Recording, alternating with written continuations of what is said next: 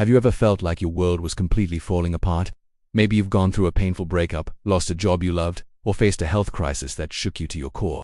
It feels like the end, right? Like everything you've built has just crumbled into dust. But what if I told you that these moments of utter collapse are not the end, but a beginning? What if the darkest, most chaotic times in your life are actually powerful invitations to a profound spiritual awakening? It sounds counterintuitive, I know. We spend so much of our lives trying to build stability, to create a sense of safety and control. We have our plans, our goals, our vision for how things are supposed to be. And when life throws a massive wrench in those plans, our first instinct is to panic. We see it as a failure, a tragedy. We grieve for the life we thought we had, the future we thought was guaranteed. This pain is real, and it's so important to honor that grief, to allow yourself to feel the loss. But once the initial storm of emotion starts to settle, something incredible can happen. In that space of emptiness where all your old certainties have been stripped away, you're left with a question: what now? This is the crack where the light gets in. When the structures you've built your identity around are gone, you are forced to look deeper. You have to ask yourself, who am I without this job? Who am I without this relationship? Who am I beneath all the labels and achievements?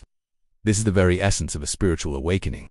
It's a journey from identifying with the external roles, our possessions, our status to connecting with our true, inner self. Think about it. When things are going well, we rarely question the foundations of our lives. We're comfortable. We're on autopilot.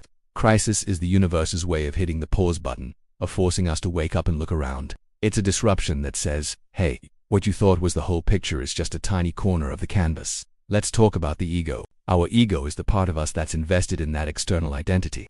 It loves control, it craves validation, and it fears change. A major life crisis is a direct assault on the ego. The ego screams, this shouldn't be happening, this is wrong. But as the crisis unfolds, the ego's grip starts to weaken. It can't control the situation, it can't fix it, and it can't make the pain go away. And in that surrender, in that moment of letting go of the need to control everything, you create space for your spirit, your soul, your higher self to step forward. This process is often called the dark night of the soul. It's a period that feels lonely, confusing, and incredibly difficult. You might feel disconnected from everything and everyone you once knew. Your old beliefs and values may no longer make sense.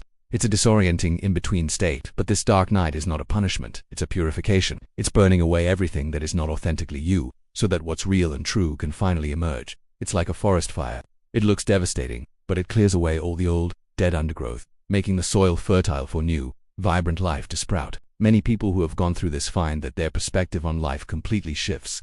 Things that used to seem incredibly important, like chasing promotions or owning the latest gadgets, suddenly feel trivial. Instead, they start to value things like connection, purpose, presence, and love. They develop a deeper sense of empathy for others because they've known profound pain themselves. They find a new kind of strength, not the brittle strength of the ego, but the resilient, flexible strength of the spirit.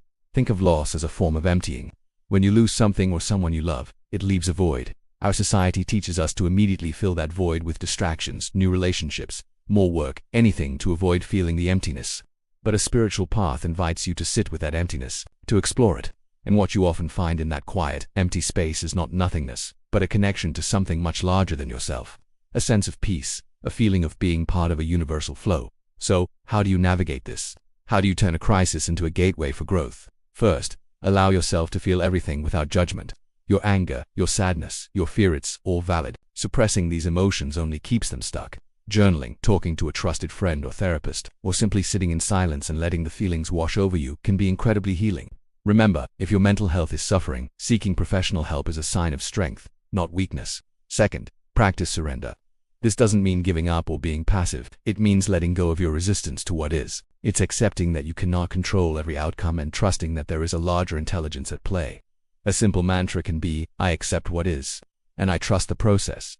This simple act of surrender can release an enormous amount of mental and emotional pressure. Third, cultivate curiosity. Instead of asking, why is this happening to me? Try asking, what is this trying to teach me? What is being revealed to me in this moment? This shifts you from a victim mentality to one of an empowered student of life. See your challenges not as obstacles, but as assignments from the universe, designed specifically for your soul's evolution. Fourth, seek out new knowledge and practices. This could be the time to explore meditation, yoga, or spending more time in nature. You might feel drawn to reading books on spirituality, philosophy, or psychology. Your intuition will guide you toward what you need. Follow those little nudges. They are messages from your deeper self, pointing you toward your path of healing and awakening. And finally, be patient and compassionate with yourself. A spiritual awakening is not a one-time event. It's an ongoing process. There will be good days and bad days. There will be moments of profound clarity followed by periods of confusion. This is all part of the journey. You are unlearning a lifetime of conditioning and reconnecting with your most authentic self. That's a monumental task, and it deserves kindness. If you are in the midst of a crisis right now, I know it feels unbearable, but I want you to hold on to this idea. Within this chaos lies an opportunity to let go of who you thought you were supposed to be and to discover who you truly are. The collapse of your old life is making way for a new one, a life that is more authentic, more meaningful, and more deeply connected to spirit. You are not breaking down, you are breaking open. The greatest transformations are always born from the deepest ashes. Thank you so much for joining me today. If this message resonated with you, please consider subscribing for more conversations like this. I'd love to hear about your own experiences in the comments below. Take care, and remember to be gentle with yourself on the journey.